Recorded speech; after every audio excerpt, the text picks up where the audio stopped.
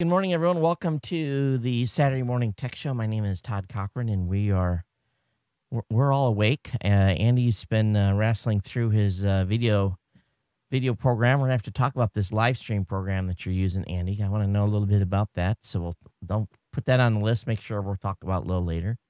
Okay. So we got some esteemed guests on the show this morning. We've got Andy McCaskey up on top. Good morning, Andy. How are you?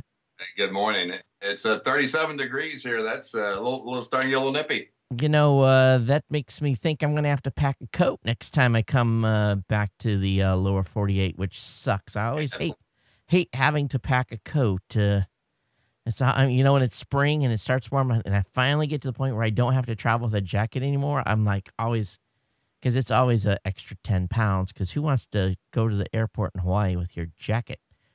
So you just pray that your suitcase makes it on the other end.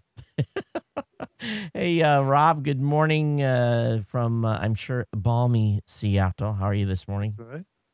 Doing good. It's in the 40s and sunny. Well, we've got the weather report across the nation. So as we normally do this morning, I don't know why we always talk about the weather, but hey, good morning, folks. And I want to welcome you to Saturday Morning Tech. We've got a good show for you today. Kind of a weird news week. We'll cover some of that stuff, and we're going to chit-chat just a little bit as well.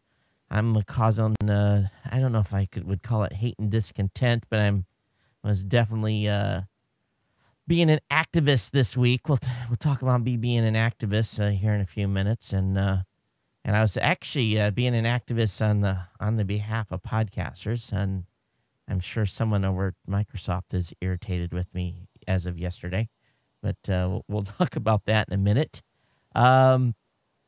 So anyway, we just want to, of course, let you guys know that this show is sponsored in part by my good friends over at GoDaddy.com.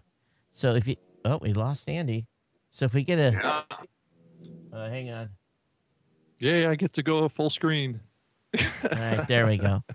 So got some great deals going on this month, and this is the best way to, I got two ways for you to save money. I'm going to get you 20% off your total order. And really what that entails is just going to GoDaddy and shopping. And when you get to the checkout counter, you can use the promo code GO20OFF2.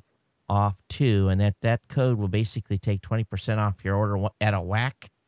I don't quite know how that interacts with the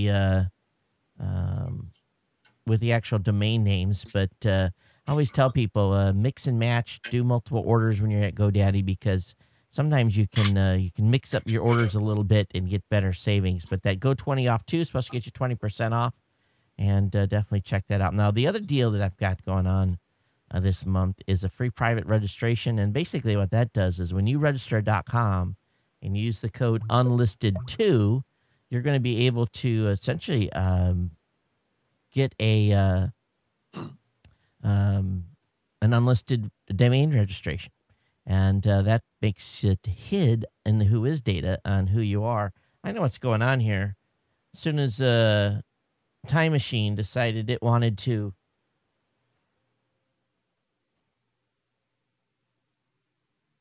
tell me it was having problems connecting to the time capsule, it basically small screen, you guys.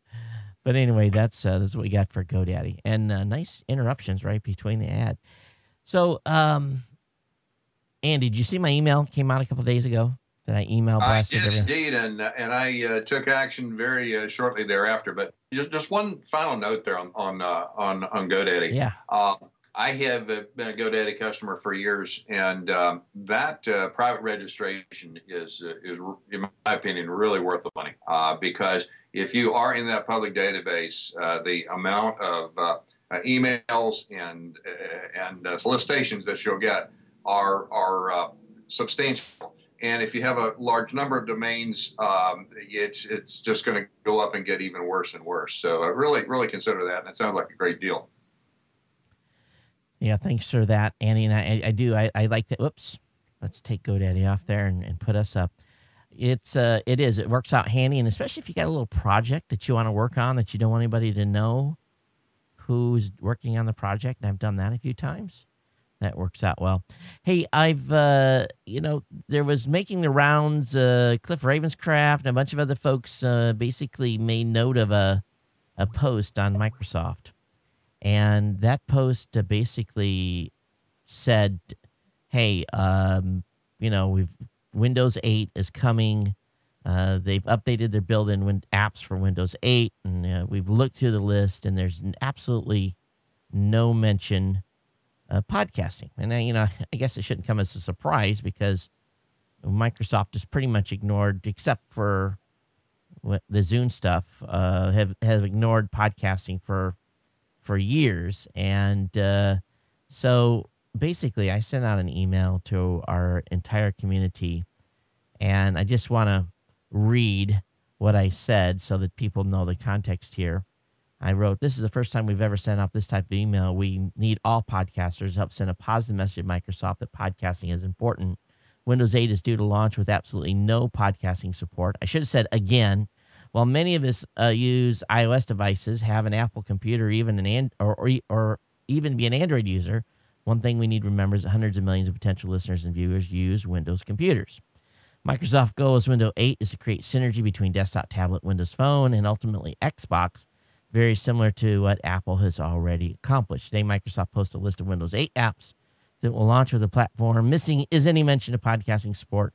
We encourage you to leave a positive comment on the Microsoft blog post asking for podcasting support. And basic blah, blah, blah, take less than 5 minutes, ask people to tweet, Facebook, and Google.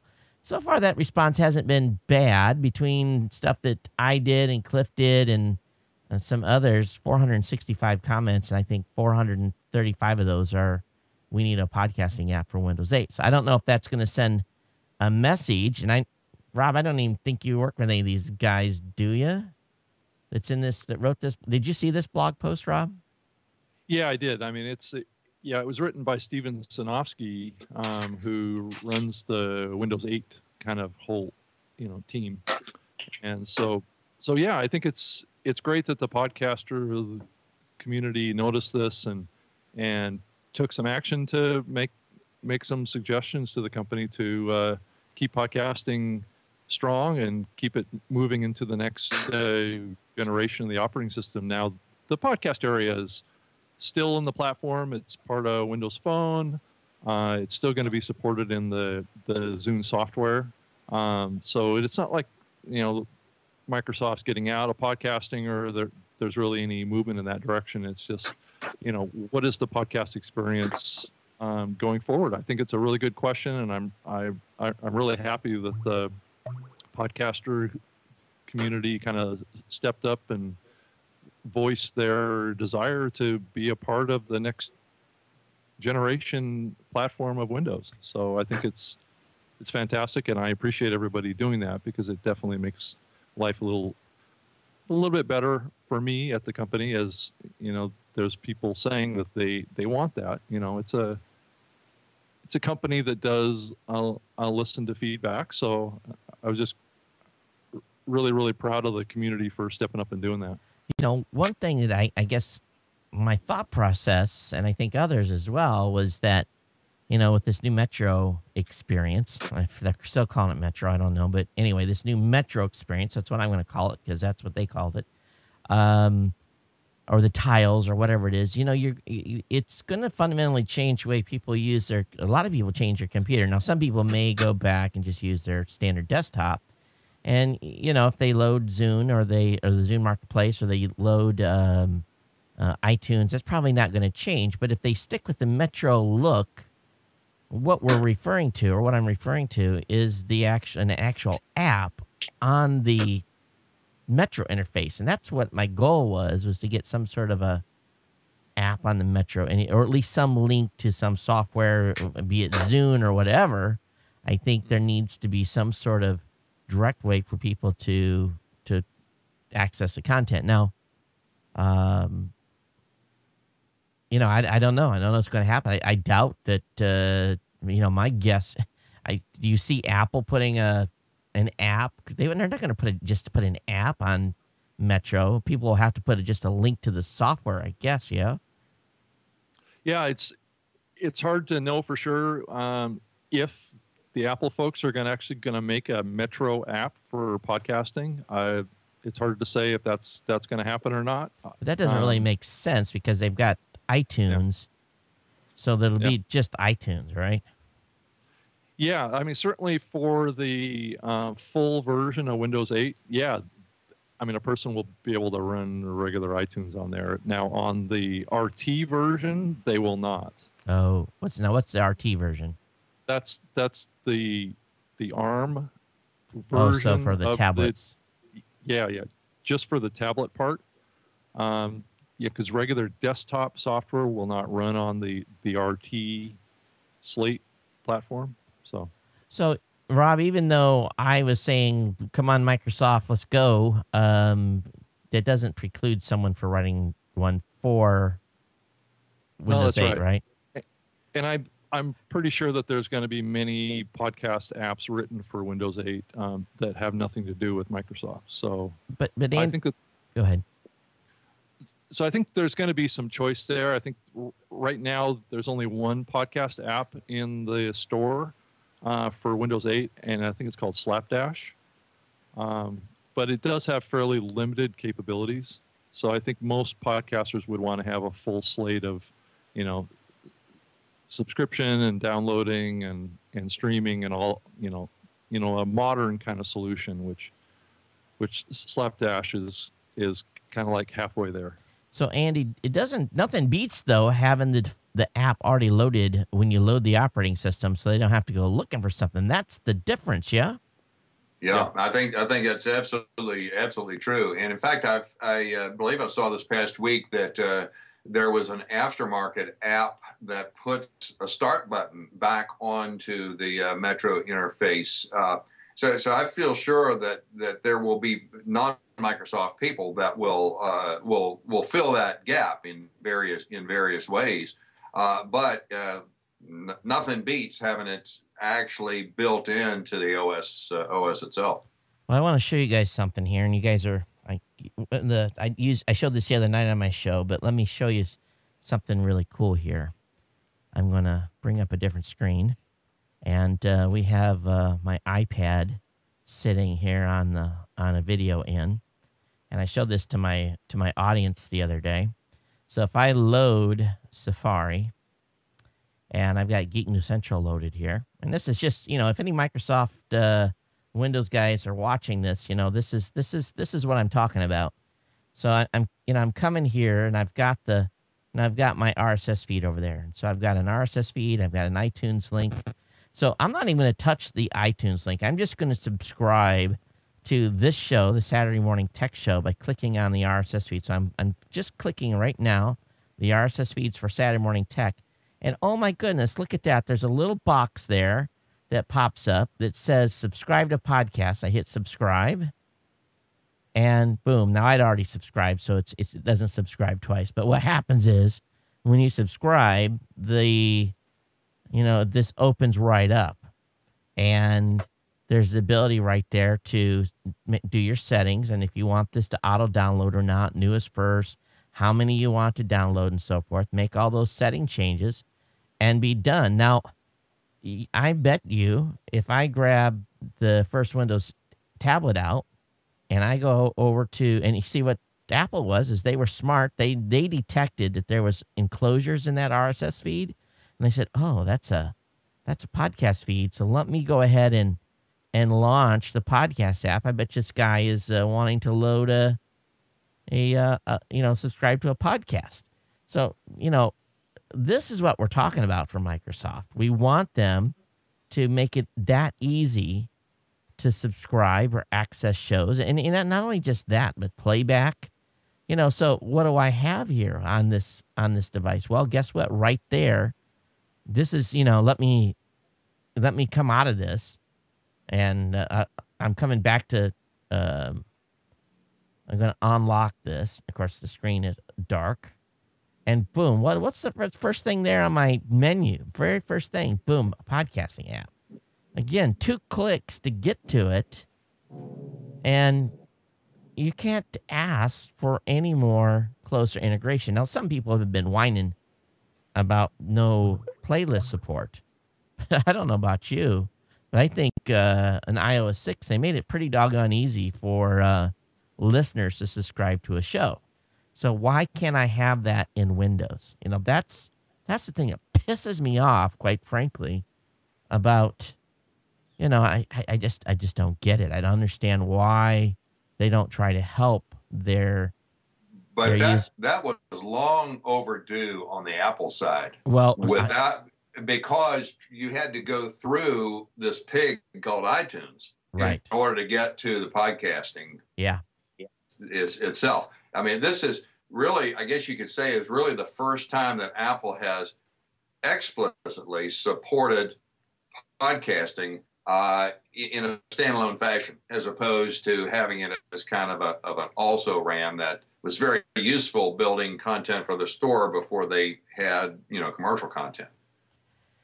So, Rob, I'm not going to press you because I don't want to, first of all, I don't want to put you in a bad spot here, but any predictions? Is there anything you can even say? Well, at this point, I really can't comment about what the company has planned for down the line here. So what you see happen at the general availability of Windows 8 is what's going to be in there for some period of time until something gets updated. And when or if podcasting is added to Windows 8 is really something I really can't really say either way at this point. But I think that just keeping the comments flowing and keeping the topic alive, even trying to express different ways that the company can actually push podcasting forward, I think is always a good thing. I mean, I think as podcasters, I think we're all wanting to build as big of an audience as we can for our shows, and to have as many big platforms on board, creating a terrific kind of user experience, I think is in the best. I think that's what everybody wants. So I think as podcasters that really care about that, I think it's really up to the community to express those desires. Now, granted, third-party apps can provide a lot of that, and I think that's kind of what we're seeing happen. Really, is that more and more high-quality third-party apps are starting to steal away market share from Apple and Zune and the larger kind of older platforms, and that's probably a good thing in the bigger picture. Well, one thing I will say is that what Apple did is, there was much fanfare about them taking podcasts out of the actual iTunes app, and I was, for one, pretty happy about it because, with withstanding the issues with the playlist, and there's ways around that. What I think was impressive was when I updated to iOS 6. The very first time I went to the App Store to do an update, it said, "Hey, by the way, these 4 apps are," and it gave them to us in a group, Passport to Podcast. There was 3 or 4 of them. That group are integral parts of the platform now. Do you want to install those during this update? And it made it very easy just to hit OK. So while they didn't load it by default, I'm sure future versions will. But here's the thing that really was what really where the metal hit the road, and this goes back to a comment we're seeing on the in the chat room. Podmedic Jamie says, "Todd, have you seen an increased traffic attributed to the podcast app?" Absolutely, we've seen an increase, and we've seen iOS 6 stuff definitely go up. And it's just right there in your face. It's right there where you can see it and remind you, and it's not an afterthought. It's right there on the it's nice purple color. It doesn't contrast. You go back. Let's go back and look. Look. There's only one other app that's even close to the same color, and it's the iTunes app. But the podcast app is so distinct. There's nothing. Even if I go through the rest of my apps, no one else is using purple. So it's right. They picked a great color. I personally, I would have wished they would have picked orange, but it works. If they'd have pushed orange there, then people said, "Oh, that looks like RSS." So probably that's the reason why they did it. But anyway, we've spent enough time on that. If you're a podcaster and you haven't, BR 466 comment over on building Windows 8 and saying, and there's actually some people on there saying, "Hey, is there a bot doing this?" No, it's not. It's not a bot that's doing that. And some of the comments were good. I tried to put a little longer comment in, and basically trying to reiterate the point I made in our blog post. But it's still, podcasters still need to get off their butts, because I sent that email to 13,000 content creators. About 2,000 of them actually read the email, and that's kind of pretty typical when you send out a mass mailing like that. Yeah. So to get 25% of them, and I'm sure some other people drove traffic too. So I'm not saying it was all attributed to us, but I think a large percentage of it was. Because I was looking at the click-through rates. We had nearly 300 click-through rates. So anyway, that's that. Let me go ahead and move on topics here. Did Andy, did you move up to the iPhone 5? No, I just done the 4S. Although I did have a chance to get a close look because my daughter upgraded to the iPhone 5, and two things, size and weight. But when you run speed test and LTE kicks in, I mean that's sweet. So does the size difference make a difference? Yeah, I think it's attractive, and it's evolutionary in nature. The size of the screen didn't do much. I don't know that was a compelling change. I think just size and weight, and then LTE support. Gotcha. Well, according to laptopmag.com, Foxconn workers are on strike over iPhone 5 workload. The folks at Foxconn are denying that. They probably went out into the courtyard with the AK-47 and says, "You go back to work or we shoot you." I'm not saying that happened. I hope not. Yeah. But, it's, I guess those, you would imagine the pressure that must be on these manufacturers to turn out laptops, phones. It's just, you think about the craziness that must go on during a launch, and then all the extra time I'm sure those folks have to put in. But, of course, their standard of living is different than ours, and I mean, many of them are happy to have a job, but it's, to me, it's still these factories in China are not much better than sweatshops that they used to complain about in the garment district years and years ago. Isn't the case? You guys remember? Do you guys remember that far back where there was the big garment district wars? Do you guys remember the government going after garment manufacturers? Yeah, I think it was mainly it was going on in New York City, right? There was like those sweatshops. Yeah, there was back in the 30s and stuff like that. Well, even in the 80s, when I was living in Guam, Saipan was renowned for having sweatshops for basically doing garment. And there was a big government crackdown in Saipan when I was living out in Micronesia in the 80s. So it's just kind of funny how it comes full circle. And I don't think these factories that the Chinese say they've done a lot of things to it, but I don't think they're much better than garment sweatshops.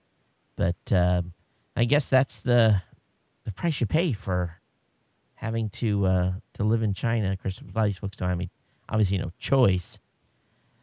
Let's talk about electronic books. Education Secretary Arnie Dakan called Tuesday for the nation to move as fast as possible away from printed textbooks and toward digital ones. He says over the next few years, textbooks should be obsolete, he declared. It's just not a matter of keeping up with the times, Duncan said in remarks to the National Press Club. It's about keeping up with other countries whose students are leaving their American counterparts in the dust. What do you guys think about digital textbooks? At what grade level? Well, I'm assuming because he's an education secretary, I would assume that it would be for K through 12. You know, he says, worried about your kids spending too much time in the face of burning computer, their schoolwork may soon depend on it. Hmm. And here's a good example, though, you know, and this is where digital can make a difference. And this is what I have my daughter doing. She's going through trig right now. She's having challenges in trig. So we send her over to the Khan Academy. We search the Khan Academy for the right lesson, look for the polynomials or whatever she's doing at the time. And she can watch the Khan Academy go through that lesson, maybe the same lesson she watched at school. And that video clip was able to explain maybe a new concept or property to her. It's interactive. And if they have this, now you think about where they could go with this. So the kid gets the book, it's digital, it's got the lesson plan on it. If they get stuck, they watch the video. And what if they still are stuck? What if they click help and it's 8 o'clock at night? And this is tied back to a digital support structure where you have a qualified instructor that's willing to spend 2 to 3 minutes with a student. Now, this would be expensive, but 2 to 3 minutes to spend with that student, helping them work through a problem, or have it so that it would be a paper consult. Dad, I'm stuck. I don't know it either. Let's pay the $5. Let's do the 3-minute consult, and we'll get you a tutor on the spot. I personally, I think that the digital way would be fantastic. Now, I think I'll go. I know where Andy's going. That book with it's in its hardbound is awful. You know, but you got to understand our kids are growing up digital. You Andy, your grandkids using your iPad? Oh, totally. And in fact, there was a great TED conference that I just had a chance to look at earlier today. That the fellow who was presenting actually had been behind the notion of going back to first principles in computer design. And he had a very successful open course, college level course that started out with chips at the gate level and built up from that to a computer that you could actually play Tetris on. And in so doing, the students had a very, very rigorous education, in circuits and computer design and their compiler and everything that was necessary to make that happen. That was his project in the early 2000s. Now he has shifted over to iPad apps that are specifically designed for kids at every grade level, but the most important grade level is actually the 4, 5, 6-year-old, of using a game-like interface to teach principles of geometry and just mathematics in general, but making it so that the kid on his own time is able to really uncover not only mathematical facts, but the whole notion of reasoning and factoring a problem, breaking it down into smaller pieces, and then solving it sequentially. It was a very, very interesting TED Talk, and I'll see if I can get that link to you. So Rob, you know, would you have if the technology was available when you were a K through 12 type student, would you have liked to have been able to learn on a tablet with lesson plans and video tutorials and all that kind of stuff? Yeah, I mean, it's an interesting question because I think that we are coming into a time when it's going to make sense to do that. I think, yeah, I was immediately thinking of the Kindle Paperwhite product, right? That could be a complete replacement for every textbook that a college student or a primary student would need, right? It has pictures, it has good quality reading. It's just like a regular book, right? It's got all the same kind of visual characteristics, and it's also pretty low cost, right? So most families could probably afford that. So I don't see any reason why that isn't the best direction for us to go. And then these new ways of learning, like you guys were just talking about, the Khan Academy, I think are the kind of ways that people can learn these things in a way that is more enjoyable, more visual, which I think a lot of kids are really strong at. So I think this is a terrific trend that we're starting to see. And also here this past week, there was an announcement that the Barnes & Noble folks and Microsoft are forming a new company called, I think, Nook Media or something like that, that was all about kind of the same market, right? So I think that there's a lot of push into basically taking these portable, thin devices and really turning them into ways that kids can learn in a whole new way. And I think it's fantastic. It would be great to have had this back when I was growing up. When I was taking, I went through, I started college late. After I retired from the military. Actually, I was taking college classes with Embry-Riddle my last 3 years in the Navy, and then I had about 10 classes to finish after I retired. And of course, I saved, I got all my 200, 300, 400 level classes done. But what did I save? I saved 3 math classes that I had to have, or 4, to the end. And, it started right out with, Math 101, and I'd go through a couple of iterations of algebra and some trig and some calc. And so, I was struggling. There was a good 6 months there where my brain was ready to explode every Saturday when I was spending, 12 hours doing math homework. And, when you walk away from math for the 30 years, folks, it's not fun to come back. So, and I was doing online. I took all my classes online, so all I had was the text. And boy, I'm going to tell you, I was struggling. Certain things, you'd send an email to the professor, and it would be 3 days before I responded, and that doesn't do you no good when you are 2 hours away from having a homework deadline. So I started exploring some online stuff, and I actually found a couple of services I paid a flat rate for, that I actually was able to get tutoring online. So I would you basically, you put in your math formula, and you would walk to the point and say, I'm having trouble here.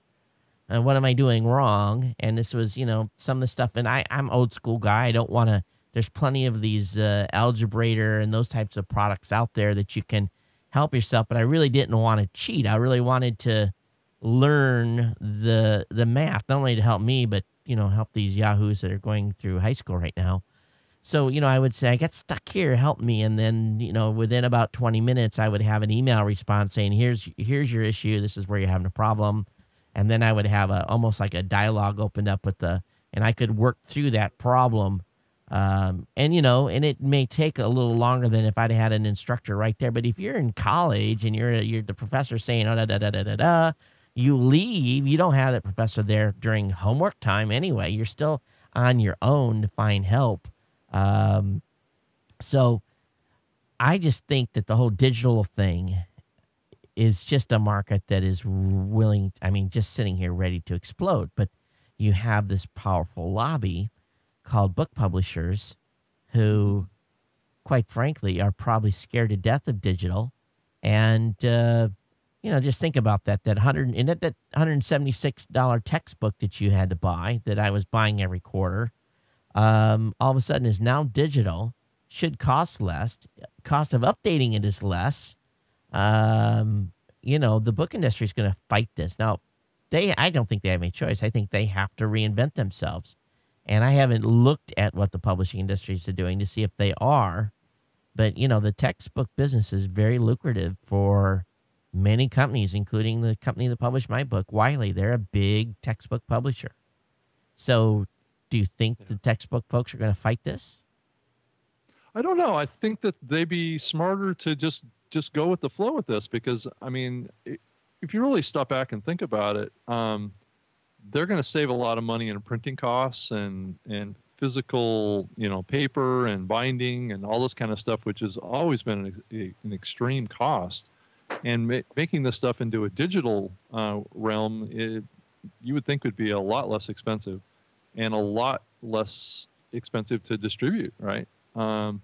So I would think that the margins maybe could be more. I don't know. I think they've been charging so much for textbooks here, paper versions, that when it goes over to the digital side, I'm not sure that they're going to be able to get away with charging the $150 for a textbook price like they're trying to do now, I think it's going to drop a lot, and that could be what causes them to push back on this.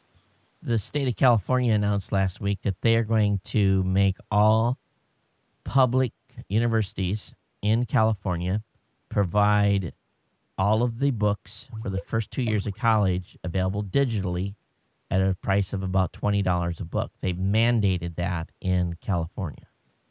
Wow, that's I would think that's a huge margin reduction for the book publishing industry. Well, you think about the, think about the, first of all, just think about the cost and how much money you're going to save. Let's say the book's never under $100. So if you're taking 7 classes, per quarter, you're looking at like $3,000 a year minimum in book fees. People don't realize that, but it's at least $3,000 a year. Now you might be able to get a used book for a little less. Of course I've got one fast approaching college age, but, and it's to me, I'm like, my brain's exploding when I'm looking at tuition costs that are, it's set to go up another $2,700 this year in the state of Hawaii for in-state tuition is going to be close to $17,000 for the University of Hawaii. Can you imagine $17,000 a year for tuition? So, I'm just telling my kids, we can't do it. You're going to have to go to community college the first couple of years. I just can't, it's just, in less than 5 years ago, it was $10,000 a year. And now we're up to 17,000. It just seems to me like, and I was actually looking at online stuff. And if you want to get a business administration bachelor's degree, there is online opportunities that you can go to school for about $100 a month from accredited college. So there's certain degree paths available online, much cheaper, but from actual colleges that actually are accredited and have good ratings and all that stuff. But the number of accredited colleges online are very few and far between. It's mostly, there are some digital parts to traditional universities, but I was looking for something that was purely, okay, what happens if you can go completely online for a degree path through maybe a not so traditional university where it costs less and still get a degree that when you put it in front of an employer, they're going to say, oh, I see you did not get this out of a, Cracker Jack box or something. So, that's probably the key too. It's not going to replace a degree from MIT or Harvard. Those are always going to remain to be very prestigious pieces of paper to have. But for the most part, I think 80% or maybe even 90% of the kids that are out there, they're getting degrees from, traditional universities that are in, in your neighborhoods.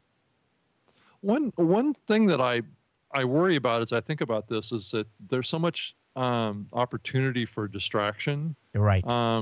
If you're a student and you're solely learning just online and you're not going to a classroom, that's just a very focused environment, right? I mean, I would spend 3 or 4 hours a day in college going to class, right? And I didn't have those distractions that you have on a slate or tablet or a computer that you can go watch a YouTube video or you can blog or you can get on Facebook or whatever. And it does kind of raise the question that really being so dependent on learning in these environments to do coursework and get a degree and stuff, if kids will be able to really resist those temptations for focused periods of time to actually learn, right? Well, I think they're already distracted. They're already taking their tablets and laptops that are connected to the internet to class. So I think in the background, they're already somewhat distracted. I have to rule the roost around here when it comes to schoolwork time because all computers are facing mom and dad. And, because that way I want to look up and see if you're on Facebook instead of, and boy, my kids have gotten pretty fast at being able to switch, on the Macs, how you can switch the, tabs, right? Yeah. Oh yeah. So, basically sometimes I'm like, hands up, don't touch the screen. And I'll walk around and then make them, basically they know they have to put hands up and sometimes they get busted, sometimes they don't because they've gotten real quick at changing the expose screen and they know how to flip it. And So they get pretty slick at it. So I think the I think the distraction's already there. I don't know. I'm excited about the future. It for me, the digital side just can't happen fast enough, because I just think of all the interactivity that can be accomplished with it. I just think that there's so many. There is a huge, huge business opportunities in this space. Almost makes you wish you were a little bit in the education stuff. But you look at the stuff that we're doing here. Um, why can't I have a building in a low rent district where people come park their cars and I come in and it's nothing but studios that are, streaming today's Math 101 course? Why Yeah. can't I have a guy and have 1,000 students taking Math 101 with my instructor, my world, if I hire a world class teacher, and you have 1,000 people paying tuition, and you've got 25 assistants that are, helping those kids with questions. I think there's an incredible opportunity here, and I really do. Yeah, But Todd, have you seen the fairly new podcast called Physics Minute? no, I haven't seen that. It's fairly similar to what the Khan Academy is doing, but it's like sketch videos, right? Where he actually writes in a black marker on a white screen, Oh, that's and cool. and creates these kind of visual diagrams that are like cut together into a string of, he's telling a story, but he's doing kind of like a science experiment, and he's really explaining the details and using visual images and things like that to describe it. I actually added it to the Zune catalog probably about a month and a half ago, and it immediately popped up into the top 10 and has stayed up there for, I mean, really ever since. It's just so well done. So it has a aspect of it that's fun, and it's really entertaining, and it's visually fantastic, but it's very simple, right? It's just him, kind of writing on a kind of like a whiteboard type of experience, and then having really good scripting behind it. I mean, if you can play it on the screen, it would really be really enlightening for people to see how simple these things can be, but how good they can be as well. Right. Yeah. Hey, There is, go in ahead. fact, that brings to mind something I've been involved in here for the past month or so. Is talking about using very, very simple stick drawing illustrations for business communications. And it's a fellow by the name of Dan Roam, Roam. And he wrote this book talking about on the back of a napkin, how you can sketch out, learning how to sketch out ideas or principles and illustrate that. And it's a little bit kind of like back of the napkin, a little bit of using whiteboards kind of a situation. But I think that there's a tremendous business opportunity, as you point out, that that education or training or communications. A lot of the skills that podcasters have could be very easily redeployed into this area, and perhaps there's some monetization opportunities available there as well.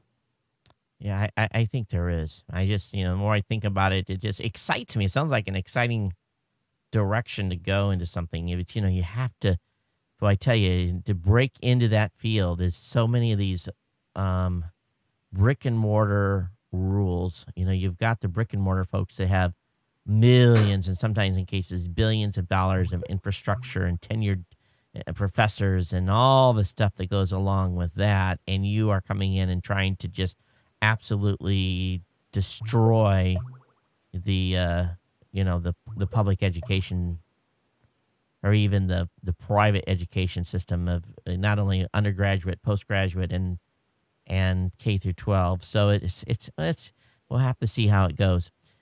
Well, I want to switch gears here, and I went to the. Okay, hold on to your hat. I went to a bookstore. How long has it been since you guys been to a bookstore? A week, Long time. week or 10 days. I at haven't. the mall? I probably haven't been in a bookstore literally in 3 or 4 years because I don't need to go to a bookstore. I digitally buy my magazines and everything, but I wanted a copy of Entertainment Weekly. And you think, Todd, you don't strike me to be want to be a Entertainment Weekly, but I was hoping that some of the bookstores locally would have this Entertainment Weekly that came out yesterday, which has a smartphone crammed into it. So I don't know if you guys have heard about this, but CW took out a special ad that include a video screen that displays information about some of the network's fall shows as well as live updates about the CW Twitter feed.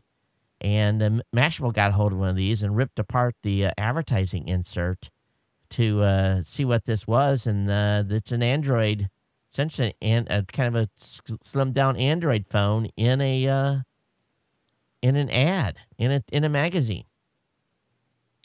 So this was cool. I wanted it just for bragging rights that I had one, and but it's pretty incredible here.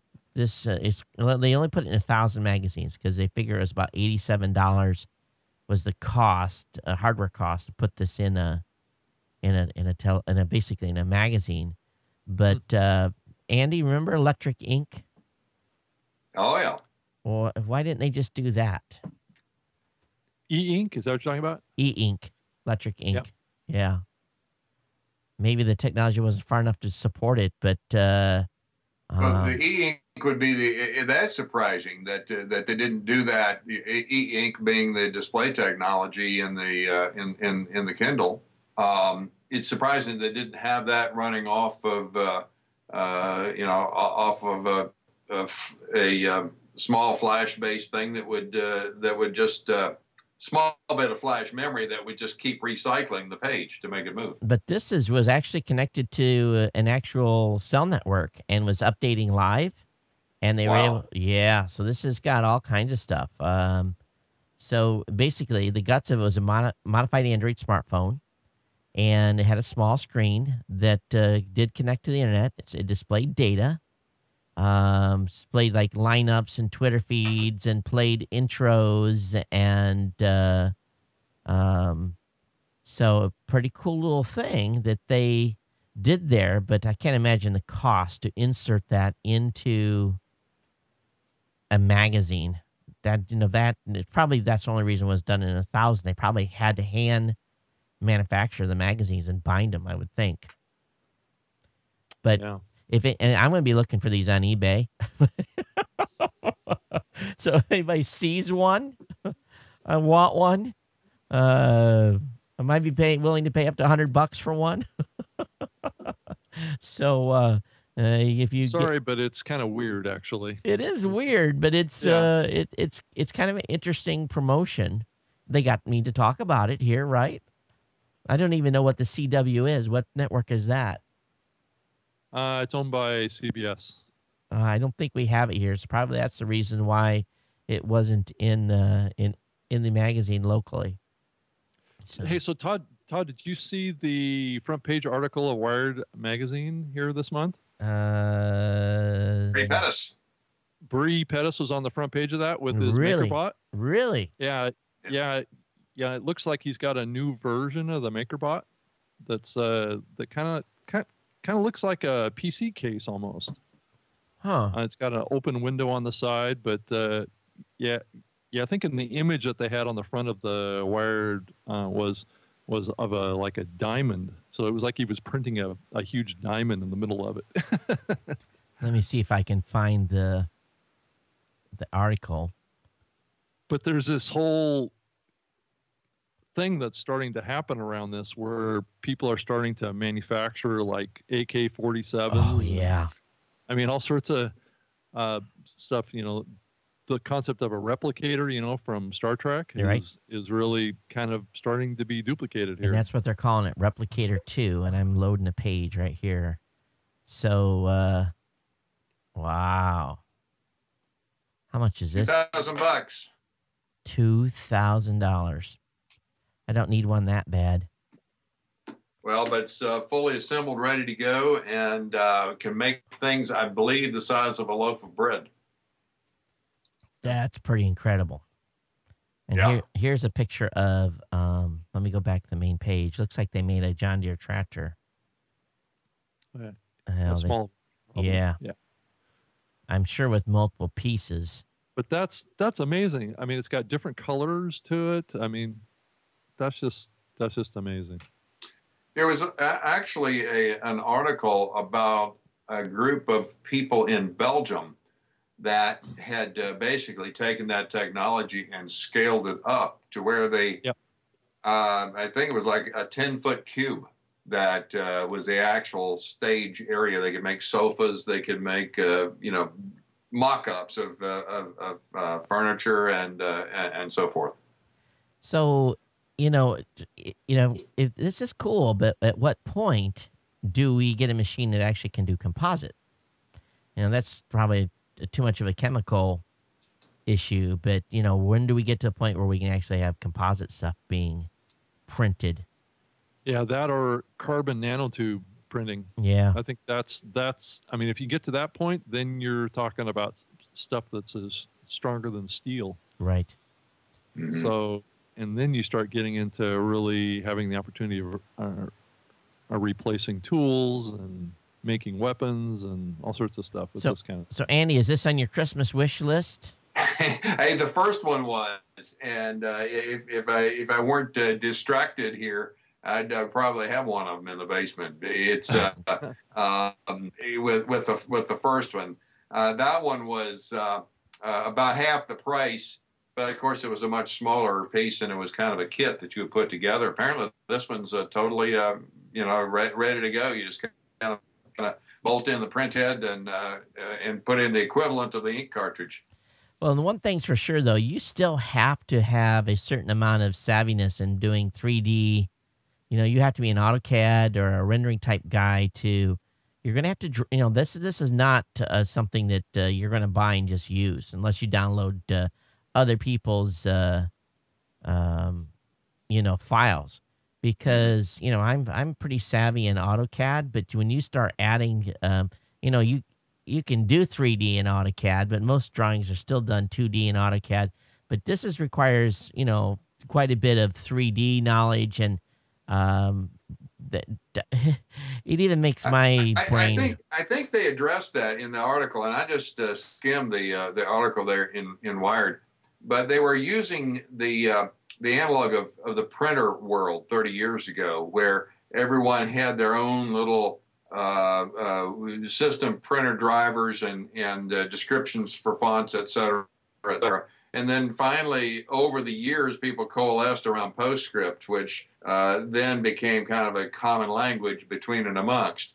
Because of that experience in this 3D printing world, they're moving very from the beginning in an open standard and across different manufacturers and so forth.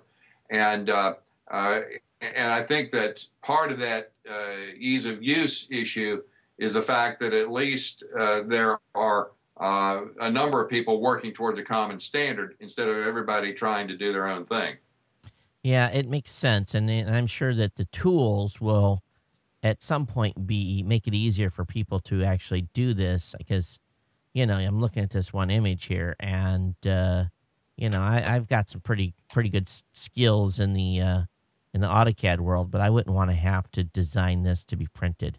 This MakerBot. Well, I think, Todd, what we're going to see happen around this is a whole kind of marketplace is going to pop up with people creating these AutoCAD drawings that can be purchased Yep. and then replicated in people's machines, right? So you're going to have this almost like the old model of what was going on in the virtual worlds, right? Where people were selling virtual, models of planes and ships and houses and stuff like that.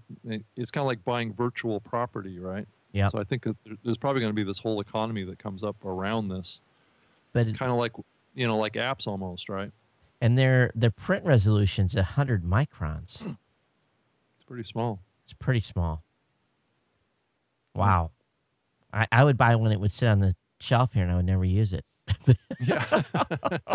I'm the same way. I think I it's probably wouldn't use commitment. it I think either. you're right on that. You know, it to be one of those cool pieces that have, hey, come in and check this out, you know, and people would be like, wow. And then you'd be like, okay, what have you made with it? And like, oh, I printed a tractor Uh-huh. or whatever. So, yeah, that's a big boy toy there for sure. But some people that have this good creative, you know, are behind them will do well with this. Well, you know, if you think about it from the standpoint of once this technology gets better, I could see it being something that you know, a family buys, and they basically make all of the things that they need in their house. You know, they make their plates, they make their glasses, Yep. they make their plates, But is they it make cheaper? The question is, what's the cost to print too? So if you know if I print the thing and it's just, I've used $30 worth of materials. yeah. Yeah, but if you need a particular latch, or I'm thinking of you know, in your automobile, first thing to go is going to be the window switches, right? Yep. And then you're trying to get a replacement part, not available at any price. Right. This is where I think this is really going to. It's like the aftermarket support. I think it's going to be the real potential that this sort of device could support. Boutique Yeah. business, and as Jamie says in the chat room, he says coupled with a 3D camera set up in the right software, you wouldn't need AutoCAD skills. Yeah. And he Absolutely says true. Yeah. he also says paper printers used to be very expensive. Well, it's even if every home had one to make objects for daily use, they become cheaper, which is true. Yep. But you're right. The little latches that you're like, man, I'll never get one of those again. And then if somebody, you know, has taken a picture of it and made it, and then you go online and you find it and you pay $3 or $5 or $10 for the drawing. And, you know, there could be a whole cottage industry. It could be, you could take your part down to a, you know, a business, and he's got 10 of these machines in there, and they say, here's my part. Can you make me one? He says, yeah, come back in 2 hours. Yeah, it's also going to put a lot of old school kind of manufacturers out of business too, right? Yeah. And, you know, in the way we are, and you could just think, okay, now let's take this another step. All right, you're you're an auto dealer, and you have a warehouse full of these little its and bits and pieces of stuff that you know, you're going to sell onesie twos of, or stock that you get stuck with for years.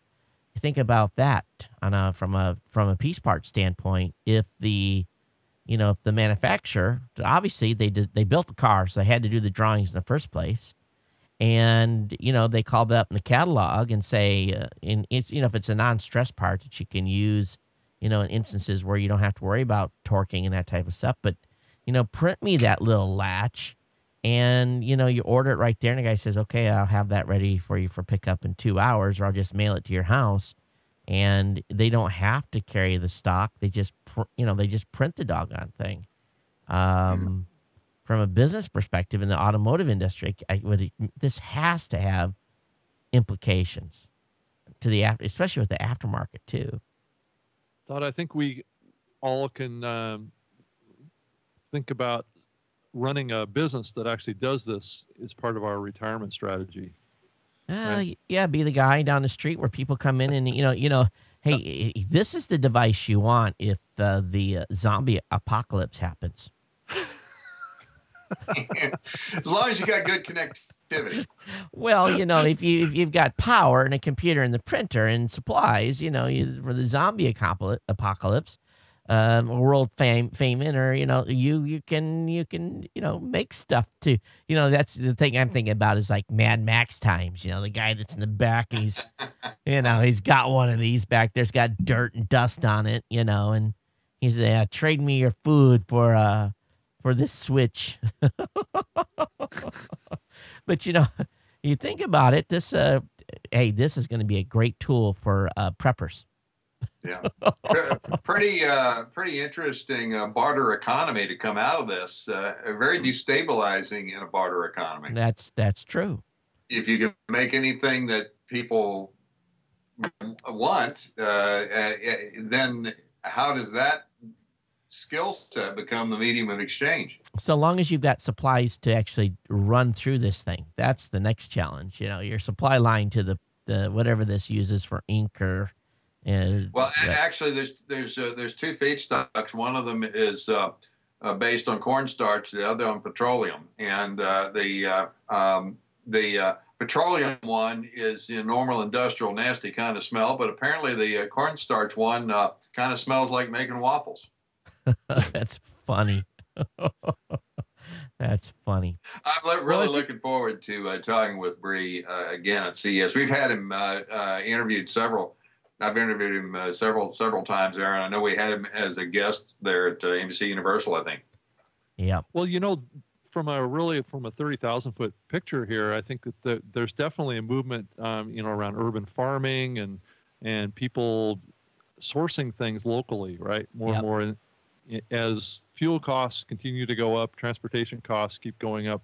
I think there's going to be a lot of pressure to acquire things locally more, and this may be one way of doing that in the future. So that as long as as well as growing your own food. I know I'm building a kind of a system on my backyard to grow produce and vegetables in my backyard year round. So, you know, grow your own or print your own, right? Jamie says, can the resin be strong enough to pierce a skull? Anything with enough velocity can pierce a skull. And I think what he's getting at here is the weapons piece on this. And, there was an article earlier in the week where a group in Austin who had a startup rented a industrial machine. And basically, they were going to do just that. They were going to actually print a weapon, and the manufacturer seized it because I think they were going to do a AR-4. Anyway, they were going to do a machine gun, and the company came and seized the machine and said, you're not allowed to print anything that would be used for illegal activities. And he actually was like moments away from having ATF come in and kick the door in and have a discussion with him. So he actually went to ATF and said, what you're doing, you didn't do anything illegal, but technically you start manufacturing something that is, considered a rapid fire weapon. And I don't know how you would, you think about this. You'd get one bullet down the barrel and that would be it. If you were lucky to survive that because of the pressure, you're all of a sudden now, you're doing a federal crime. Now, I'll be honest with you, I would not want to be the one pulling the trigger on a device that was printed from one of these. But what's to say that you can't make everything else and then, make a module that would allow an actual barrel to, you could probably get this thing to the point where you could reinforce it enough where you could have a weapon that would work. Now, for how long, I don't know, but that's become it's a concern. So we'll see where this goes. Plastic weapons aren't good for metal detectors either. Yeah. And it all takes if you're just working on a single-use device.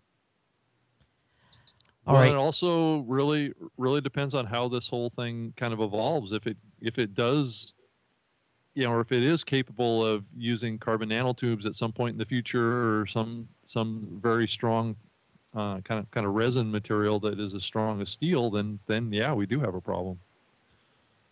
So, Andy, how long has it been since you were in a hotel room? About 3 weeks. So did your door look like that, the lock? No.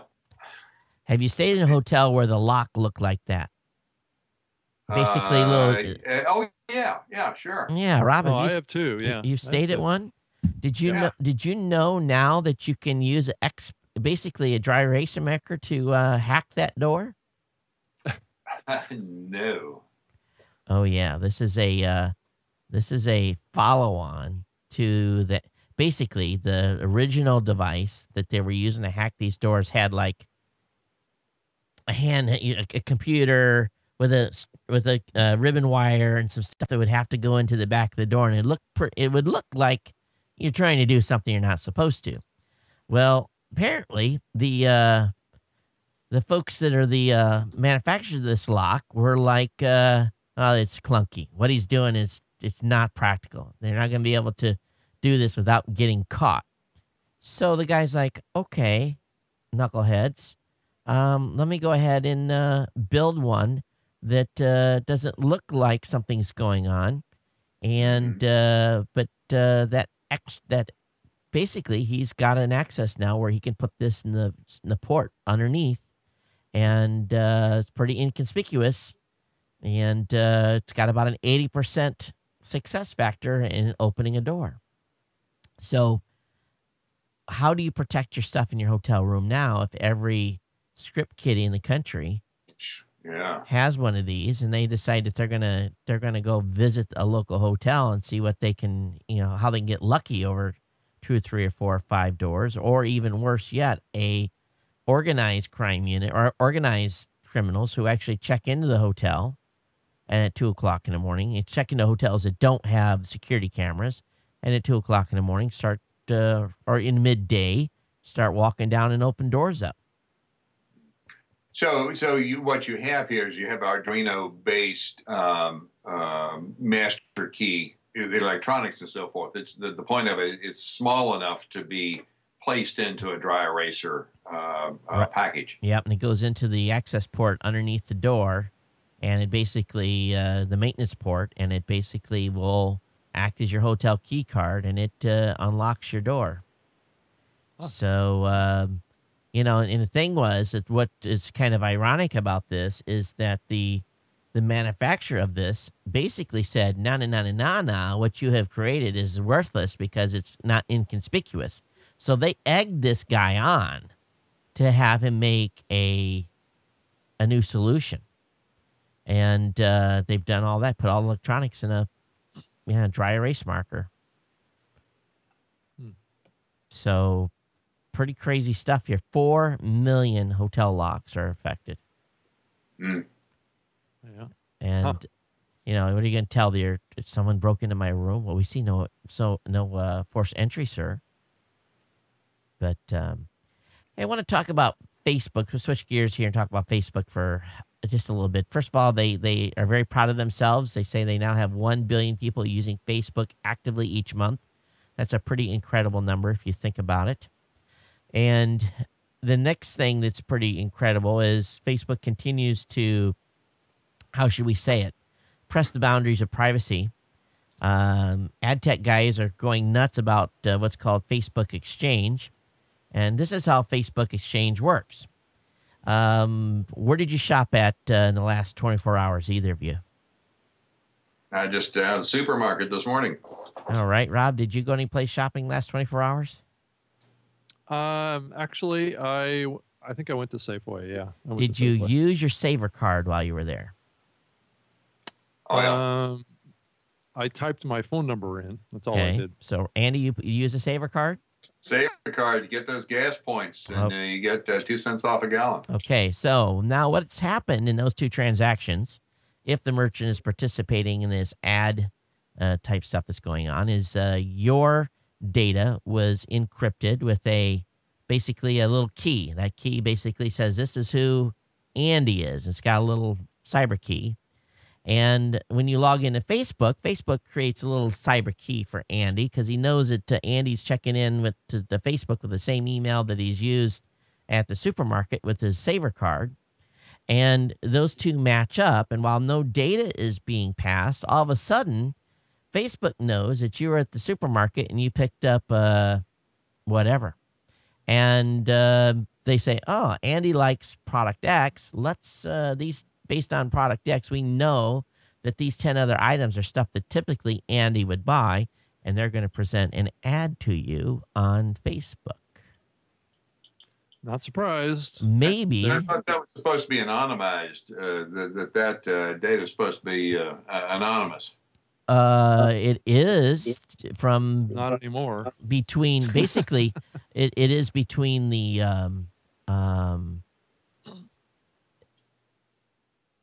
it Actually, is it and it can't be. isn't. Yeah, I mean, it can't be if they're making those types of connections. Well, they are definitely connecting. Well, they're not supposedly sharing who the actual person is, but they know through this key cross that there's that this is going on. Now you can upgrade your privacy settings to shut that out, but so basically, Um, they're basically folks are buying ads from Facebook and reselling them to advertisers. So basically, um, they're making perfect matches, and I just think it's pretty incredible what they're doing here. No wonder the ad guys are. And how many times you've been on search for something on Amazon, and 3 days later you're on another site and you see the product you searched for in an Amazon box on a website you're on. So it's no different than that. And there is some privacy stuff out there, but this is what I haven't clicked on an ad in Facebook ever. I don't think. I don't even think I know. I don't think I see too many ads on Facebook. But are they getting too close to the roost here? Well, the problem is, I think, with Facebook is that they have to do this, else they're not going to be able to monetize the platform. And so there's an awful lot of pressure on Facebook to make moves like this, to start connecting these dots, right? And there's a lot of pressure on them to make it assigned to an individual, because that's what's more valuable to an advertiser. So now, have you ever commented on something on Facebook that you were not in agreement with? It was something that was negative and you've made a derogatory comment, and have you ever done that? not really. I mean, I was wondering when they were going to put a dislike button in there, but Well, Facebook has confirmed that it's scanning your private messages for links to increase link counts. And when you make a comment on a article, it basically has the same type of ranking as clicking like. Now, it doesn't increase the like counter, but just because you participated in the conversation, they are weighing that very similar to a like. So yeah, they're using all kinds of stuff here to drive activity and dig into the whole privacy realm. So well, it's all about our relevancy to to products and your kind of your broader interests, right? That they're trying to connect up these dots so Yeah. they can go to an advertiser and say, we know this person is, you know, has a strong kind of propensity to like this or like this type of thing or like that, and they can better target. This is all about targeting. Yeah, right? it's all about targeting. Yep. So let's completely switch off the privacy part here and switch to talk about Samsung. And I think Scoble got this absolutely right. Scoble said that, based on the verdict and them having to pay $1.5 billion or whatever they weigh, that Samsung got the cheapest advertising in the history of man, because they have just posted a $7.3 billion third quarter profit. So it's not that they can't afford to pay their fine, but Scoble was right. If you look at what they're going to do this year, potentially $25 billion in profit. Not a bad investment. $1 billion and probably as much money in lawyer fees. Just the cost of doing business. Cost of doing business. That's exactly right. And you just wonder, somewhere deep in some Samsung corporate meeting, they say, well, they're going to sue us and, it'll be worth paying it. You just wonder if they actually had that conversation. I don't imagine that's an email anywhere. Or maybe it was. Maybe that was part of some of the stuff that came out. But it looks like they did pretty good for themselves this past quarter. That's a hell of a business model, isn't it? Yeah. If you've got the scale to do it, just steal stuff. That's what I think that's what the Chinese do. Hey, Andy, have you been at IRC lately? I was on IRC, but it was related to a particular technology app. It wasn't just IRC in general. How about you, Rob? You been on Merck or anything lately? No, I have not.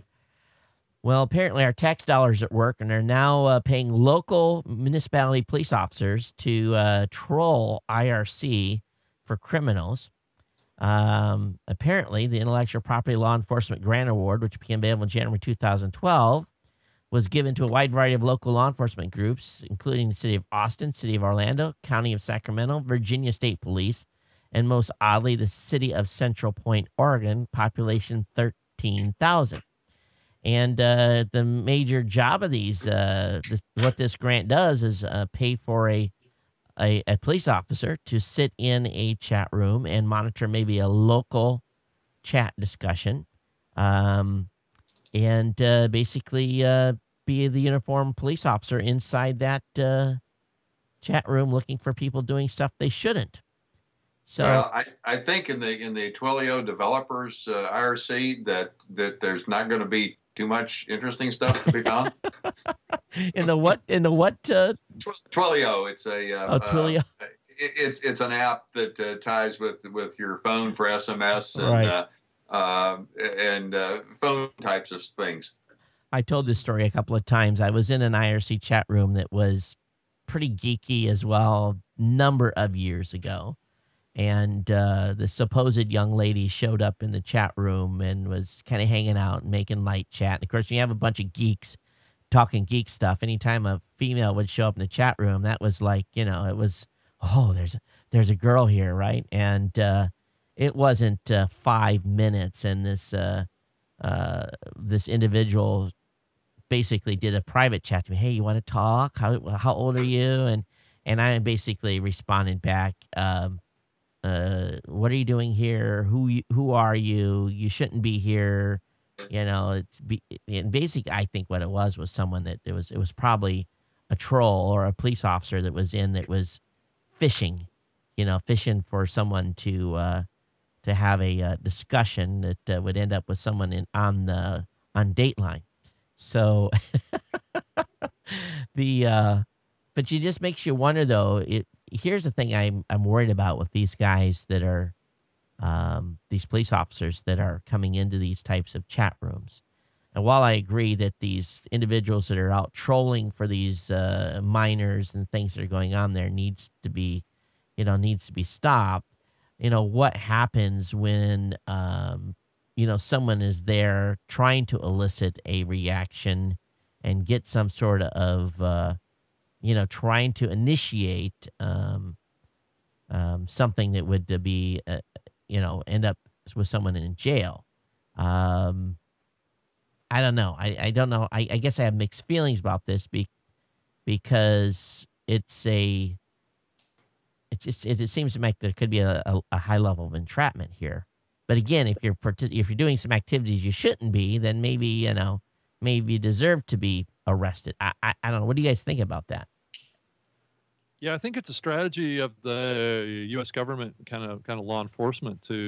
They're definitely using this technique to flesh out people that have tendencies to want to do terrorist acts here in the U.S. Right, and you're hearing about this on a fairly regular basis now, where the FBI or whoever is kind of impersonating someone to recruit a person to do a terrorist act or something like that, and then they kind of enable them to put an explosive device that's kind of doesn't work or something like that, and then they come in and arrest them, right? So well, I guess they're totally kind of setting people up, which is entrapment. All right. Well, I hadn't thought about the terrorist part of that. I guess that makes sense too. I was thinking more of the stuff we've been seeing on Dateline over the years.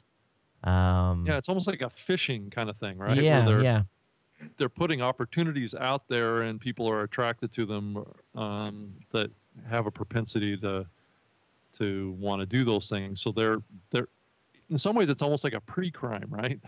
But if there's an anarchist chat room, I'm sure that's probably not the place you want to hang out and watch the discussion, because you're going to end up on someone's list. Yeah. But at the same time, I guess that makes sense, from trying to find out where these people are doing stuff. If they're to observe and watching activities, and they see something that appears to be fishy, then proceed. But the whole, hey, do you want to go do something type of, I don't have, I'd love to read the guideline books for these types of law enforcement agencies and what their guidelines are, what they're supposed to do. I think that would be a fascinating read. That would be an interesting freedom of information request of just what the guidelines are. and the goals of the program and so forth and so on. And I would hope that would be something that a number of organizations, ACLU or whoever, whatever side of the political spectrum, would be trying to shine some light on that, because having that program is one thing, but it certainly needs to be within structures and have some checks and balances associated with it. Yeah, it's I think we're seeing it. We continue to hear cases on a daily basis where there's not only are we seeing restrictions and fair use rights on stuff being put online, but we're also seeing basically more and more. Basically our privacy invasion is happening at a much higher level, not only from advertisers, but also to the point where law enforcement has a lot more leniency and leeway into try to build cases against people without a warrant. Um, and I think that, and I guess the way the technology has evolved, I guess I don't half blame them from doing that. But at the same point, you think, okay, if you think you've got intent on someone, then they should be able to go to a judge and get a warrant or whatever they need to do what they need to do to build their case and arrest someone. But at the same point, um, maybe the laws are so antiquated and not so up to date that this is the reason why they have to resort to these actions, because that's where the criminals are doing their duty these days. Yeah, so I heard that that here over the last week or so, or a couple of weeks, the U.S. Congress passed a new kind of wireless wiretapping law. The national press didn't do any coverage of this, and I guess they kind of extended some FISA laws or something like that allowed for, kind of domestic kind of surveillance and wiretapping. So there's a lot of things that are going on around this area back in the U.S., back in Washington, D.C., that is not getting covered by the mainstream media right now. You mean they're actually back there working, Rob? Well, yeah, that's about all they're doing is this kind of stuff. I'll just put it that way. Yeah, I think so. Okay, so let's switch gears here. There's an article around Slashdot, the coming internet video crash. And basically, a guy by the name of Galen Grumman wrote an article that says, "Welcome to the end of the rich internet." And it was an article over on InfoWorld that that Slashdot linked to. And he's basically thinking that, because of the way things are moving with the data plans, that we could be very quick facing I guess he doesn't call it this, but I'm going to call it this, a semi-extinction event with the internet, because the video load on the internet has gotten so heavy that with companies putting in caps and stuff, that innovation and so forth is going to be severely limited. He says, first it was data caps on cellular, now caps on wired broadband. Welcome to the end of the rich internet. And he says his end of the traditional office doomed, and he also talks about that as well on the way we're digitally connected. So I do notice now in prime time, I'm having a lot harder time getting good streams of video from like Netflix and so forth. And I don't know if it's because all of us are trying to watch the same movies at 8 o'clock on a Friday night or not. But do you think that the broadband caps are going to be, we're going to start seeing more of those? And is it going to affect us, or are they finally going to have to put in the extra infrastructure in to support us? I think they're going to have to put in the infrastructure. I mean, the question would be at what cost. But yeah. There are so many things that are going on where it has become embedded in our culture and embedded in our way of doing business that I can't see how it would be closed down. Now, the converse of that is, I think I read somewhere that something on the order of 20% of the internet capacity is being sucked up by Netflix at certain hours of the day, and I don't know whether I don't know where that 20% number is, 20% of what, but it was just acknowledging the fact that the streaming video is an incredible bandwidth hog.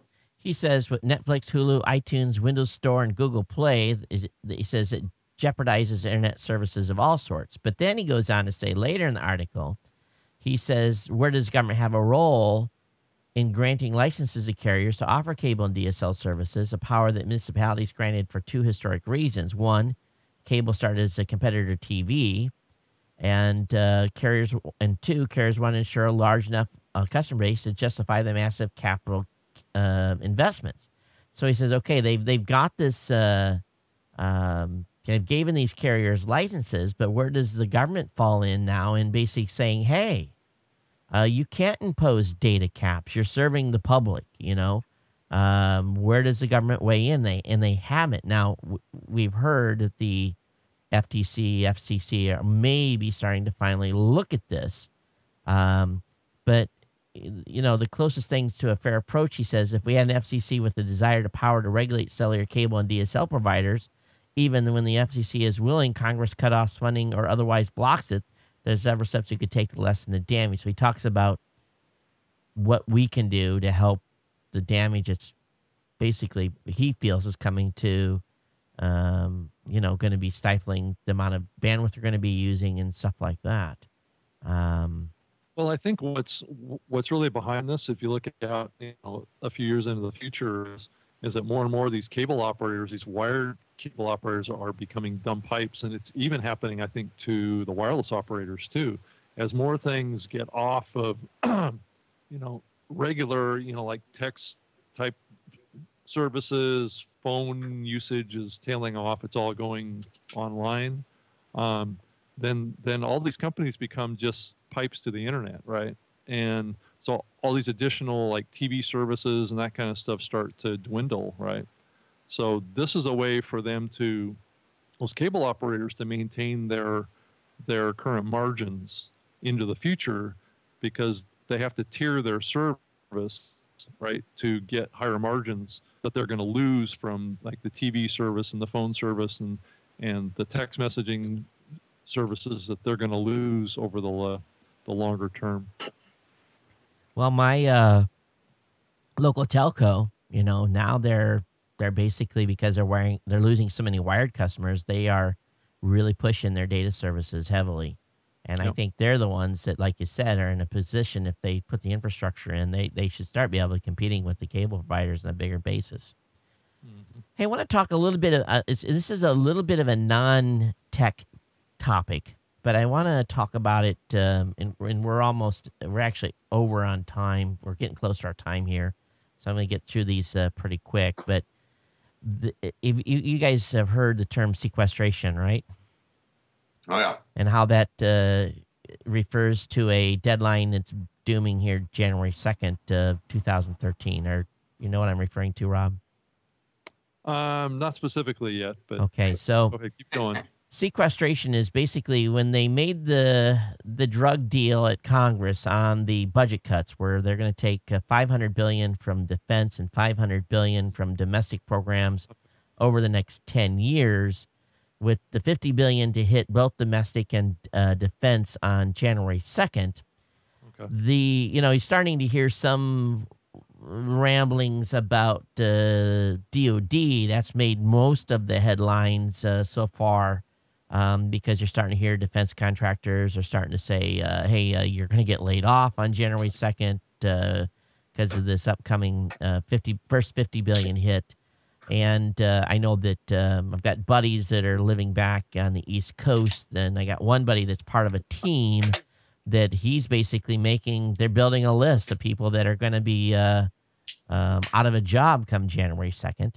And it's not being, as he told me, he says it's one of those things that I don't want publicly known who I am and what I'm doing, but I'm affecting, really tens of thousands of people's jobs in building this list and who's going to get the axe. Well, there is another side of this that I don't think most people have realized, but, with the defense cut is 50, and that's going to be, its own deal, and they're going to have issues there. there's another side of that budget axe that is not getting mentioned. It's the non-defense cuts that also are going to do damage to education, research, safety, and other programs. Um, so they're looking at, because this is over 10 years, and the first year won't be too much, but you're looking at a total of about an 8% cut to non-defense spending over the next 10 years. So 8% is not bad. So if you divide 10 divided by 8, the first year we're going to end up with about a little less than 1%, obviously. So what do you guys think about the forthcoming cuts? And $50 billion doesn't seem like a lot when you have $1 trillion deficit, but what any thoughts to what's going to happen and why this is not getting any, why people aren't talking about it? There's not a lot of discussion anywhere on this. Well, I mean, are we just talking purely about cuts in defense funding? No. We're talking, the $50 billion defense, that's what's been publicized, but no one's talking about the other $50 billion in domestic. Oh, I see what you're saying. Yeah. So I just think this is I just think this is a train wreck that's about ready to hit, and most people don't realize it. And the only reason I'm knowing about it is if I've got a buddy that's making a list with tens of thousands of names on it of people that are going to lose their job on January 2nd. Now, the Congress may came back during the day, a lame duck session and may do something, which probably will happen anyway. But we know that they got to cut the budget somehow.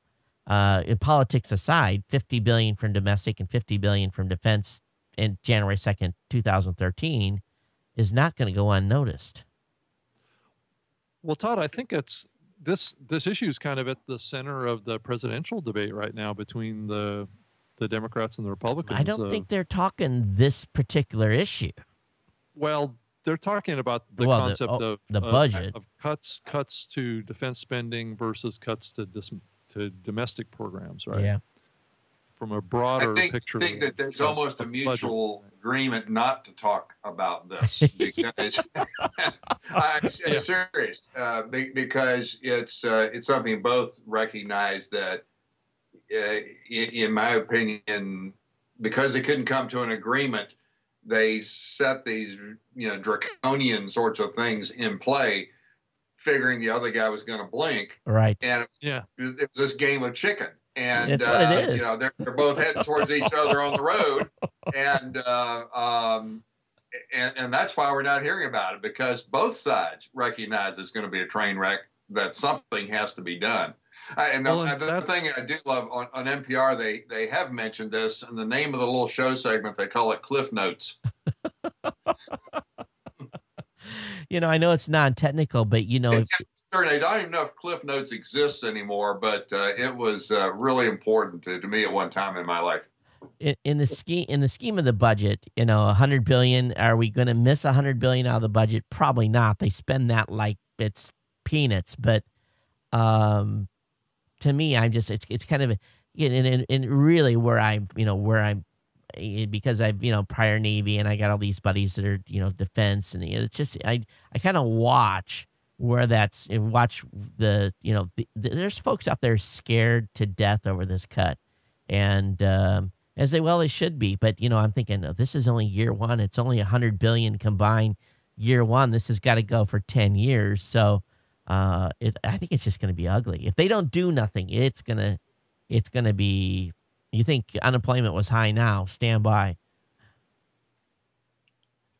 So yeah, that's. But you just don't hear no. Yeah, I think, Andy, I think you're right. I think it's a mutual destruction, so they both decided not to talk about it.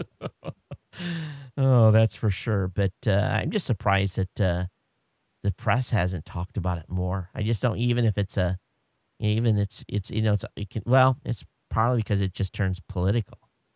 And that's what it all boils back to, right?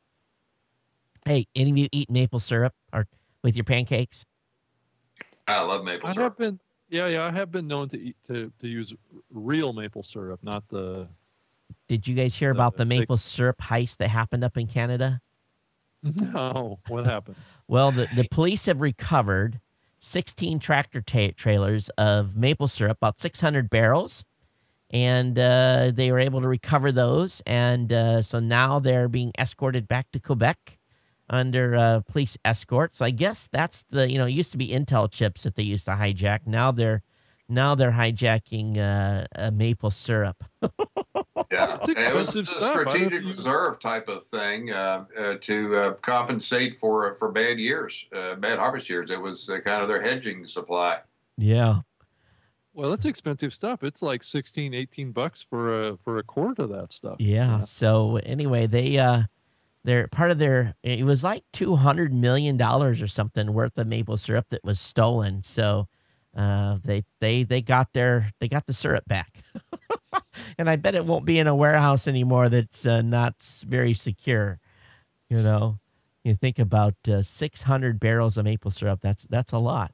It is. Yeah. So hey, so guys, did you see anything else in the tech world that you thought was cool this week? I thought there was a really interesting thing that came out from Telestream. Oh Telestream yeah. is of course, the company behind Wirecast, and they have hooked up with an interesting company called LeapingBrain.com, which is a kind of an e-commerce store service for video on demand. And so, if a person is producing video content, video podcasts, particularly that is instructional in nature. You were thinking about printing up DVDs and selling them through the mail or through an e-commerce store. Take a look at this. And during the month of October, people who are Telestream customers can get a pretty decent discount for this particular service. So you may want to check that out if you've got Wirecast, or if you've got ScreenFlow or other Telestream products. So Andy, you said you were using it on a computer, and what were you using it for? I was using the ScreenFlow product, capturing. I got one of these bamboo bit pads here. I'm trying to learn how to sketch things a little bit from a business communication presentation standpoint. I pasted in a couple of links there in the chat. One was to the link to the computer course that I mentioned earlier. This other one is to this drawing course called Napkin Academy, drawing in the back of the napkin. Anyway, I was using Telestream and this bit pad. I was capturing the screen in AutoCAD sketchbook, and I think that the Telestream camera just didn't release it properly to grab it back to Skype. So that was kind of our earlier startup here today. And probably a restart or just going through and killing a number of processes will take care of it. So okay, BitPad. What's BitPad? Well, you're leading me down the path here. Oh, okay. This is about $100. Went over to the Mac store. This is the ability to draw, sketch, or whatever onto your screen. And then with ScreenFlow, which is kind of like Camtasia in the PC world, you can capture the screen, and as along with your webcam, and then combine them, and it puts out MOV files. It puts out video. So if you were lecturing, or you could have a PowerPoint there, you could write on top of that, capture it, and send it on out, package it. And because of this relationship, this is where Telestream has linked up with Leaping Brain, because Leaping Brain has the store, the e-commerce store, and the video on demand package that's sold as a package for a one-time fee. It's kind of like kind of like iTunes or the Apple Store, but for video and educational products. So Andy, the BitPad, I was trying to look up their website. What is their website name? Do you know? It's just bamboo Oh, is the bamboo. name of of the bit pad itself. All right, I'm looking here. Bambooed by Eliodine or something like that. Wacom. Huh? It's a WACOM. Say that again. Wacom. WACOM. Oh, that's the website, Wacom. Yeah. I've heard that's a pretty big Chinese company, aren't they? No, no, they have done bit pads for Oh, 5 years. But it's $100 price point, and it's a really, really slick product. so when you're writing on this, it goes right on your screen then. Exactly, it goes right. If you can actually on PowerPoint, you can actually in the annotation menu, you can find a pen to do that. But probably the more interesting one comes from Autodesk, called Sketchbook Express, which is free, and it's a wonderful drawing program.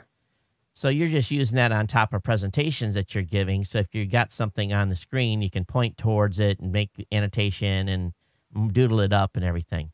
Exactly. Do little stick figures, boxes, lightning bolts. You know, the same sort of thing that you do at a whiteboard. So And then the Telestream ScreenFlow is the thing that captures that, combines it with your webcam, and puts it into video. I've got you. So it sounds to me like you could almost rig up something similar, like I'm doing on the iPad. I could have the iPad screen up and almost do something similar, couldn't I? You could, and in fact, since you've got that coupled into your system there, it would be analogous to having a stylus to write on your. You could get the ScreenFlow. I'm sorry, the Sketchbook Express. There's an iPad app for that as well. You could take that and a stylus and print on the draw on your iPad. The difference is that this bit pad is pressure sensitive, and so that you could have a much greater variety of drawing styles and so forth. Well, that's pretty cool. Yeah, it's an interesting thing, and as Rob was talking about, I think that that the education applications here for people that have video content creation skills could be a really interesting business opportunity. And I'm looking at these bamboo tablets. They're inexpensive as all get out, aren't they? Yeah. Now, do they connect to your computer via USB, or how do you actually connect them? It's USB. Apparently, there are optional Bluetooth modules that you can buy. I've just got the basic USB one here. Right. Oh, that's pretty slick indeed. Yeah. Huh. It just goes to show, Andy, you've been digging around some stuff, haven't you? Oh yeah, I'm always finding interesting things here. And it's kind of interesting on this Leaping Brain on what they're doing too. I'm gonna have to dig in and look at this, and I have to go back and try to find that Telestream announcement and get a better handle on it. So how about you, Rob? Any cool stuff you saw this week? Yeah, I'm just really, really happy to see Zynga have problems. I'm really tired of Farmville on my Facebook page. Boy, they shouldn't have bought that company, should they? Oh my God, Pop or whatever it's called. Yeah. They The definitely. bottom's falling out. Yeah, are people tired of watering their gardens? Is that what it's all about? Yeah, I think. Well, yeah. So it's a couple different things. The game spam on Facebook has kind of soured people to it. Plus, people are moving on to more complicated games now. Right. Yeah. Well, one thing I want to say though is I'm very appreciative of Apple making it easy to screen share the.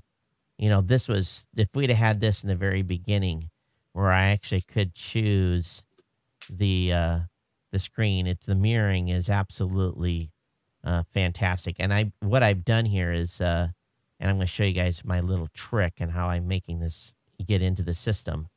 I'm going to go ahead and press a button here. And what do you see? Aha, an Apple TV. So I'm just using AirPlay to my Apple TV. And then I have HDMI coming out of that and being fed to an HDMI to SDI converter. And it's a little bit convoluted, but the TriCaster has the ability to send AirPlay to the TriCaster, but sometimes it's a little hokey, and it doesn't always work. So it seems like that Apple TV always works, and I'm able to always get a quick connection. So I just took a Gen 2 Apple TV and I plugged it in, and it's going to serve as my, and I don't know what I'm going to do with this. I don't know if I'm actually going to play around and do demos on, there's so many shows out there that are already doing demos that they don't need another demo show, but it might be kind of cool for having an extra third screen or whatever it may be for demonstrating stuff. But it's pretty cool. Well, just think about the telestrator that was such an expensive part of commercial television sports coverage 20 years ago. Now you're replicating that for what, $1,200? Yeah. You know, so, well, you figure you got the Apple TV, it's $99. I've got the Blackmagic Design converter box, which was $299. So I'm up to $400 plus the iPad. Yeah. So $700-800 for that. So yeah, but you could have an iPad too. You could get a second generation iPad off eBay for another $400. Yeah, that's true. But you have to also have the video ingest system. So like the way this would also work is if you have that Blackmagic Design ATM television switcher, you could feed that, or you could go into a RGB or a composite. You just basically go HDMI to composite and get the same type of screen. But I tell you, Andy, that TriCaster 40 has got me just completely flustered that I didn't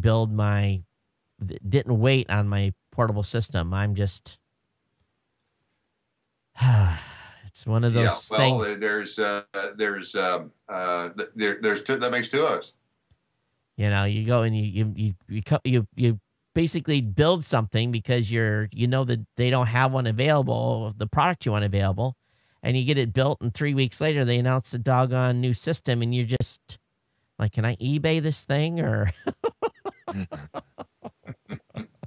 But it's not as portable, Todd, and that's what you were looking for too. Yeah, so but you know, I wouldn't beat yourself up. I'm telling you what, I'm finding out that no one makes a good travel case. I have had to mod that case to the point where now I've got bungee straps on the outside of the box. Basically, you put the lid locks. The locks are great, but I just keep finding they're knocking the lids off these things when they're banging them around in airports. And they're so rough with things. That's the problem. And these you know, I hate to say it, but these guys that are loading airplanes are probably being paid minimum wage, and they could give 2 cents or 2 shits about loading bags. And I saw the guy come off the rack with my box, sling it and slam it onto the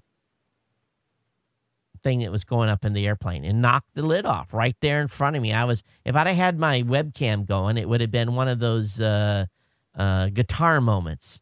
And so now I'm going to the gate. I'm going to the gate early, and I'm sitting there with my camera ready. I'm bound and determined to catch them loading my stuff. You know, I got Fragile stickers on the outside. They just do not care. I may end up having to revert to a different solution. They're just the airlines folks are just brutal on these boxes. They could care less. They really, really could. And it drives me crazy. And I don't know what else to do about it. I really don't. Well, maybe FedEx it to my destination. That's always an option. But Todd, I think you should really try and do a Kevin Smith here. What's that? once they do this, if you can capture it, then just take it, take it national. Just go big time. Well, it's okay on that. You get that type of exposure, but what happens the next time you travel? It's not going to change the inherent issues that these airlines have. You just watch them load bags. It's bang, bang, bang. They don't care. It's closed.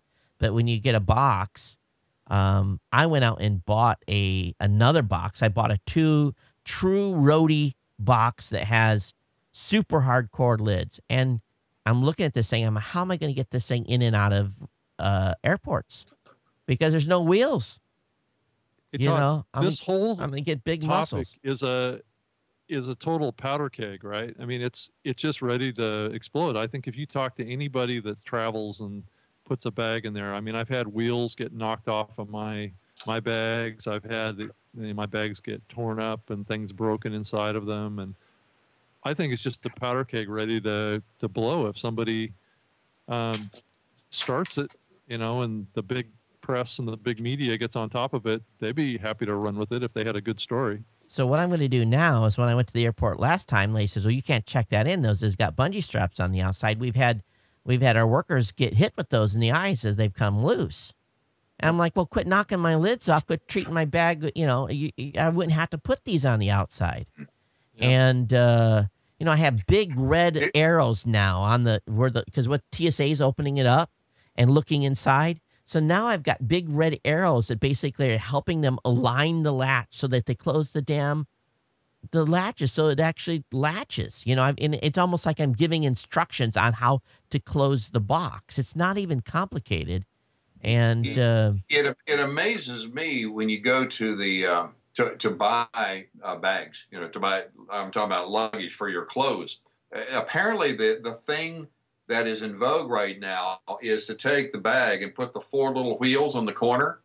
I've never had those survive more than 2 flights. I have never had wheels that weren't, built into the bag itself. Right.